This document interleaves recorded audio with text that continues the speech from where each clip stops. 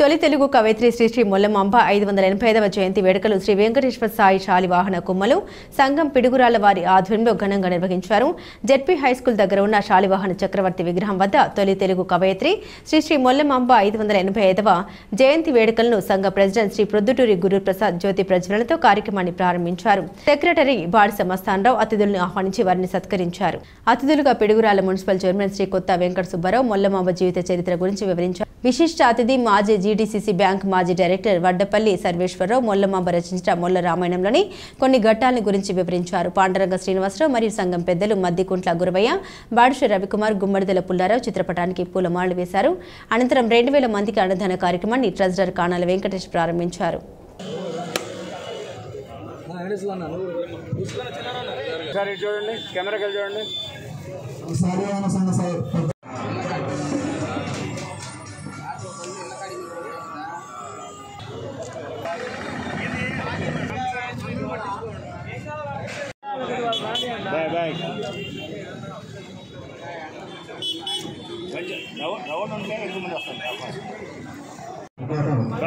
చాలా సంతోషంగా ఉంది. కుమ్మర్ కులానికి మరి గుర్తింపు తెచ్చింది.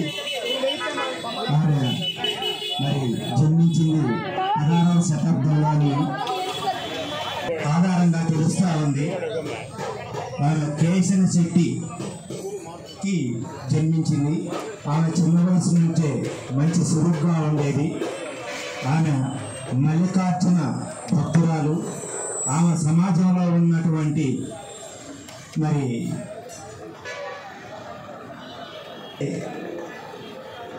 వ్యతిరేకతగా ఉన్నట్టయితే ఖచ్చితంగా దాన్ని ఎదిరించేది. సపోజ్ ఏదైనా సరే గుళ్ళో అధికారులు కూడా అవసరమైతే ఎదురు తిరిగి మాట్లాడేది. ఒకసారి నైట్ సాగారం చేసే సందర్భంలో కొండ ఎక్కుతూ ఉంది. కొండ ఎక్కుతూ ఉంటే ఆమె పొయ్యి దీపం వెలిగిస్తుంది. దీపం వెలిగించినప్పుడు అక్కడ ఉన్నటువంటి బ్రాహ్మణులు ఏమంటారంటే, వీళ్ళు శూద్రులు లోపలికి వెళ్ళకూడదు అని అనేవాళ్ళు. అప్పుడు ఆమె ఒకటే ప్రశ్నించింది. దీపాన్ని కూడా మరి దేవుడు నిలబెట్టుకోలేకపోయాడు, నేను నిలబెట్టాను. కాబట్టి మనందరం కూడా మరి మనుషులుగా భగవంతుడు ఈ మానవ జన్మనిచ్చాడు. మరి ఈ కులమత భేదాలు ఎందుకని ఆ రోజే ప్రశ్నించింది.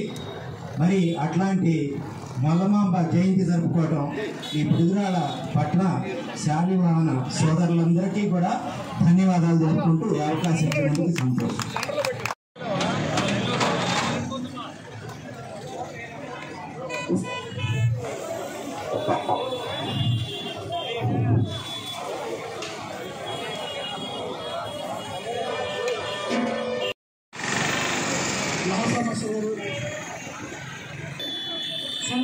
అక్కడ నాకు చదువుతారు కావాలా